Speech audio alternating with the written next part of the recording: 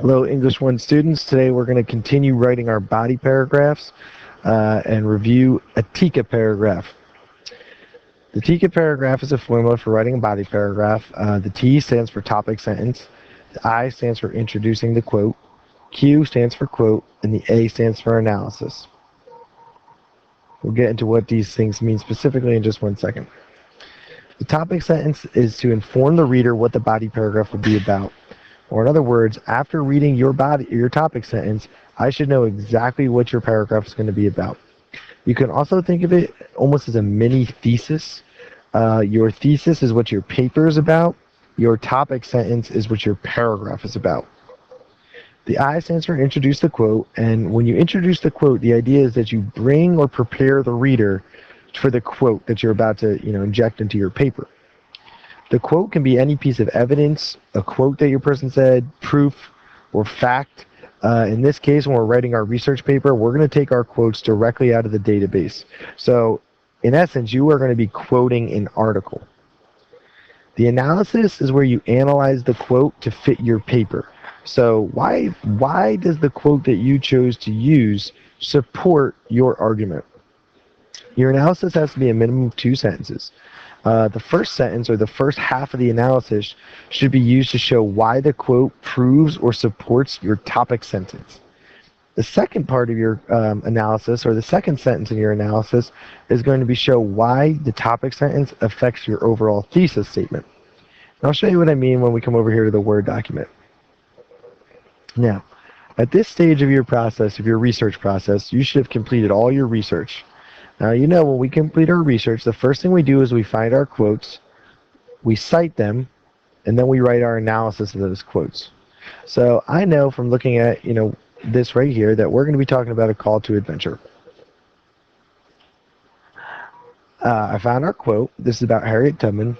Then, in 1849, her master died, raising fears on the plantation that his slaves would be sold into the Deep South, where conditions for slaves were far worse. She and her brothers decided to escape to the north. Here's our citation. First thing that we're going to do is to turn this into a paragraph, add quotation marks to our quote.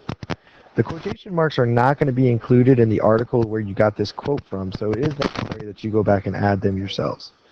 Now we're going to go back in here and we're going to get rid of the Q, okay, because that's obviously not going to go in our paper. Now, when you are citing this quotation in your paper, the easiest way to do it is to take the first word of the full ML citation. That will be your in-text citation. Make sure this document that you're playing with right now has already been saved.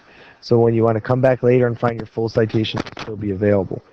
But for right now, I want to write a body paragraph, so I'm going to go ahead, take my in-text citation out of the main citation, and I'm going to connect that to my quote. So far in your body paragraph, you should have your quote and your in-text citation already done. Now, when I analyzed my quote, the first thing I did was I said, what does the quote prove? Well, when and I know I'm trying to prove it out to call to adventure. When Harriet Tubman's master died, she experienced a call to adventure. Her fear of being sold into the Deep South motivated her to escape from slavery and flee to the North, changing her ordinary life. By changing her ordinary life and having a call to adventure, Harriet Tubman completed one step of Joseph Campbell's hero journey. Okay, so I just want to highlight a couple things for you here. The first part of my analysis only addresses the topic, which is call to adventure. She experienced a call to adventure. I then proved why this quote signifies a call to adventure. Her fear motivated her to escape, which changed her ordinary life. So there's part 1 for me. Okay, I proved why it's a call to adventure. The next thing that I did in part 2 is I came in here and I proved why having a call to adventure belongs in my paper. How is it going to affect my overall thesis?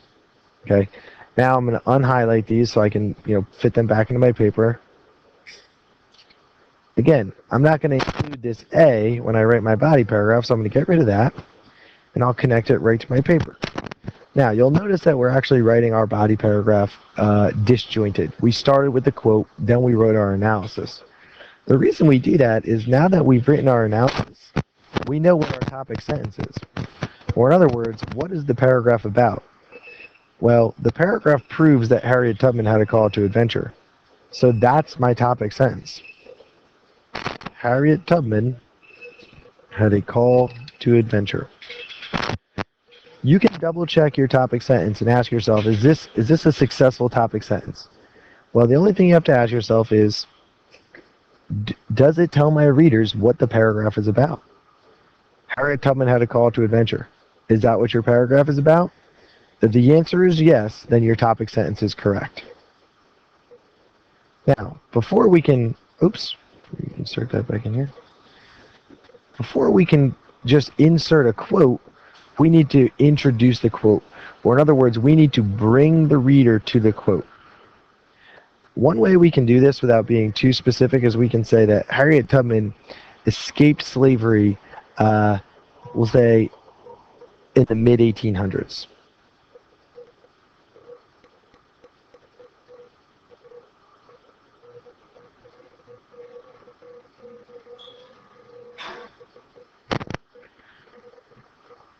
Now, the reason I said the mid-1800s, not 1849, is when I introduce the quote, I want to be vague and I want to bring my reader to the quote.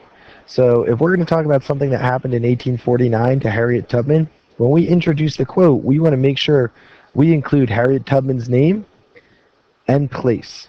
You might also want to, if you want to include where, so Harriet Tubman escaped slavery, in the South in the mid-1800s. Okay, so now when I look at this body paragraph, I want to double check if each one of my sentences belongs in the body paragraph. My topic sentence. Harriet Tubman had a call to adventure. Does that tell the reader what the paragraph is about? I believe it does, so it's fine. Harriet Tubman escaped slavery in the South in the mid-1800s. It's going to bring me to the South in the mid-1800s. Then, in 1849, her master died, raising fears on the plantation that his slaves would be sold into the Deep South, where conditions for slaves were far worse. She and her brothers decided to escape to the north. There's my in-text citation. When Harriet Tubman's master died, she experienced a call to adventure. Her fear of being sold into the Deep South motivated her to escape from slavery and flee to the north, changing her ordinary life. By changing her ordinary life and having a call to adventure, Harriet Tubman completed one step of Joseph Campbell's hero's journey. This body paragraph is going to work out for our research paper. It is repetitive. You'll see call to adventure listed in here at least 3 times. Okay? That's okay. The reason that's okay is because we are not writing to entertain anyone. We are writing to prove that our thesis is correct. In order to prove that our thesis is correct, this paragraph needs to prove that Harriet Tubman had a call to adventure. Therefore, yeah, we are going to hear about a call to adventure multiple times in this paragraph. Now that we have our body paragraph written, we're going to make sure that we're formatted correctly. So it's not Times New Roman, but it's close enough. Okay, so if you were to turn this in, even though it's technically Calibri, this is going to be close enough to Times New Roman. We also want to make sure that we're double spaced. Okay, always important to double space, even on a rough draft, especially if you want to bring this in and peer edit. Now we have somewhere to write in the margins and give you feedback. Okay, so remember, a few things about a body paragraph. Number 1, they may be repetitive. That's okay. Number 2, we write them first. Okay, we don't write them in chronological from beginning to end. We're going to start with the quote, which should already be done. Then the analysis, which again should already be done. Based on your analysis, you know what your topic sentence is going to be. Because you already have your quote, it should be easier to introduce your quote. Okay, if you have any questions, please email me. Otherwise, good luck with your body paragraphs.